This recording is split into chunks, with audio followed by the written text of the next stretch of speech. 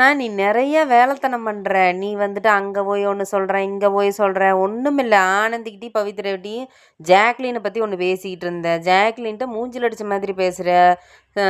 நம்ம சௌந்தர்யாவ ரோஸ்ட் பண்ற. அந்த லெவலுக்கு நீ பண்ற. எல்லாமே உனக்கு தெரிஞ்சு தான் நீ வந்து பேசுற. தப்புன்னு தெரிஞ்சு தான் பேசுற. இதில எங்க எனக்கு வந்துட்டு தப்புன்னு தெரியாது. நான் அதனால தான் கேட்பேன். நான் எங்க அம்மா வீட்டுக்கு போறேன். ஏன்னு அழுதா மட்டும் போதுமா? இது நடிப்பு மாதிரியெல்லாம் தெரியுது நீ பேசுறத பார்த்தா ஒரு நிமிஷத்துல எனக்கே. என்னமோ ஒண்ணு. நீ நடிச்சிட்டியா?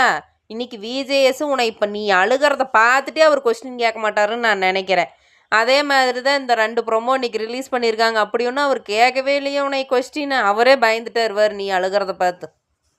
வந்து பார்த்தீங்க அப்படின்னா, கேப்டன்சி எப்படி இருந்துச்சுன்னு சொல்லிட்டு மஞ்சரியை வந்துட்டு மஞ்சரியை பற்றி கேட்குறாங்க. ஸோ ஆளாளுக்கு ஒவ்வொரு ஒப்பீனியன் சொல்கிறாங்க. அதில் வந்துட்டு நம்மளோட ராஜமந்திரியாக இருந்த ரயான் வந்துட்டு மஞ்சரி பற்றி